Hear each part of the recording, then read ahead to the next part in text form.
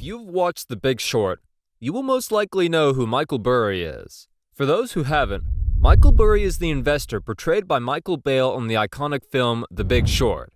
Burry became a millionaire by betting against the U.S. housing market in the years leading up to the 2008 global financial crisis by purchasing credit default swaps in the subprime mortgage market. Burry made over $100 million for himself and about $700 million for his investors from the bet. Since then, Burry has been regarded in the investing world as one of the great contrarians who derive interest in investing in companies that are unpopular or out of favor with other investors. And now, with the release of his 13F filing, we can see that Michael Burry had made such a bet again. This time, twice. One is in the U.S. regional banks, going through turbulent times, and the other is Chinese tech, which has been under a crunch for the past 2 years. This video will examine Michael Burry's most recent buys and discuss his motive behind these bets.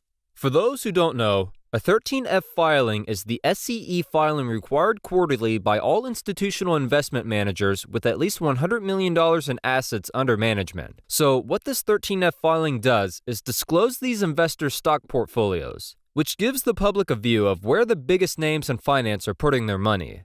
It's a treasure trove of information, typically released 45 days after the end of each quarter. This duration before its release is one of the 13F filing limitations. But that's not where we are going today. It's mid-May, and the 13F filing for the first quarter of 2023 has just been released. And all of the investors' 13F filings released, Michael Burry's is our subject of interest today. Without further ado, let's look at what Michael Burry did in the first quarter of 2023. The Q1 of 2023 was a busy period for Burry.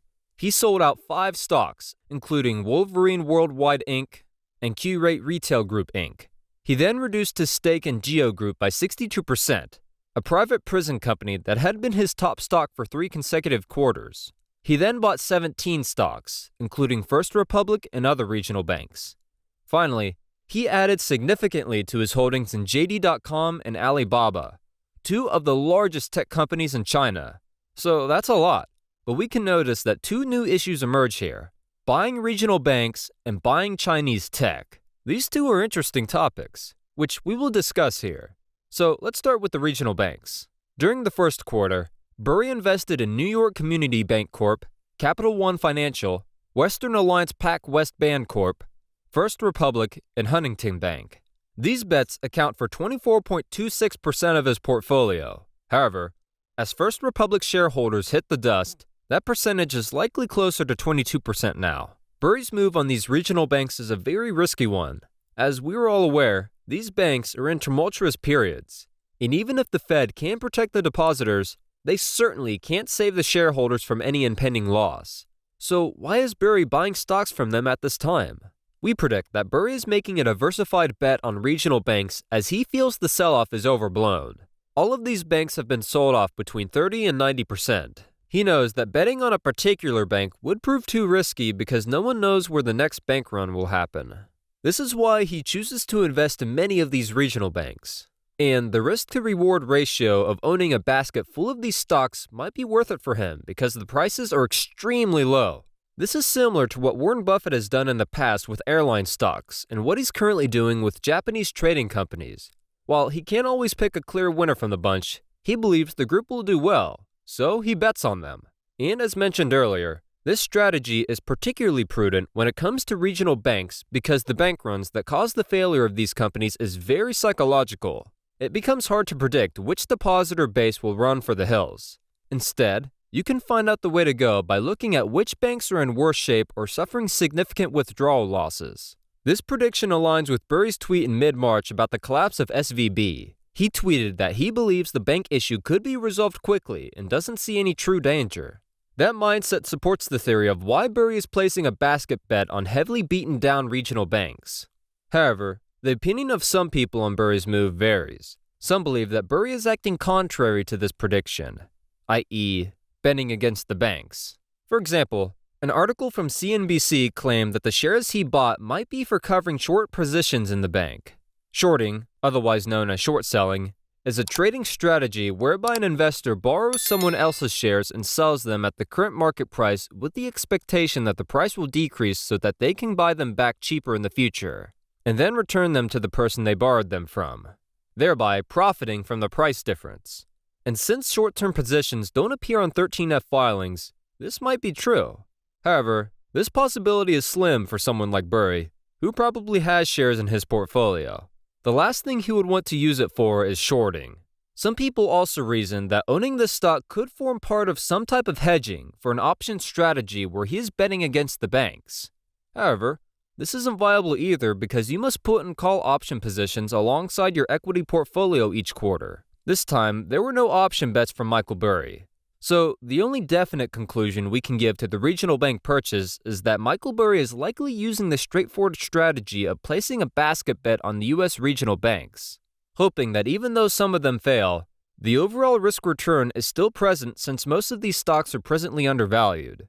And that was the first big news from Michael Burry's Q1 13F filing. Another news is that Michael Burry is increasing his interest in Chinese technology in Q1. Burry added 233 to his JD.com stock and doubled his Alibaba position. These two now stand at the top of his stock portfolio. JD is at 10.26 and Alibaba is just behind at 9.56. Burry began investing in Alibaba and JD.com in the last quarter. Still, everyone thinks it could be a short-term investment as Michael Burry is known for a short-term trade, particularly because China relaxed their strict covert policies in the last quarter of last year.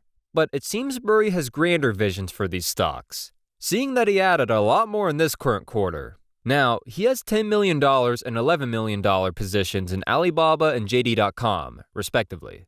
This could be a turnaround bet on two powerful Chinese companies that have both witnessed a plunge in share prices over the past 2 years. While it will be interesting to see if these positions will be a long-term bet, the truth is that it will take these companies some time to return to the record performance.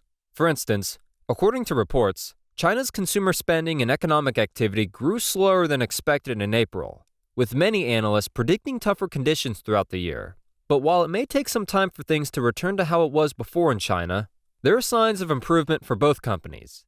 For example, Alibaba's most recent quarterly report indicated that things were improving with the income of sales, gross profit, operational income, and net profit. Also, while JD's most recent quarter showed a seasonal decline in revenue and gross profit, they did post improved operating income and net income both quarter over quarter and year over year. So, even though China's economic growth is still slow and improving, and there hasn't been much of an increase in stock prices, there seems to be a few glimmerings of hope for the future. These were Michael Burry's two biggest bets for the first quarter 2023. The uncertainty in the banking sector has been one of the major stock market stories in 2023. But Michael Burry's recent buys showed the investor has been seizing the opportunity to be greedy where others are fearful. What do you think about Michael Burry's Q1 buys? Let's know in the comments section. Stay tuned to this channel for more financial updates. Till next time, bye!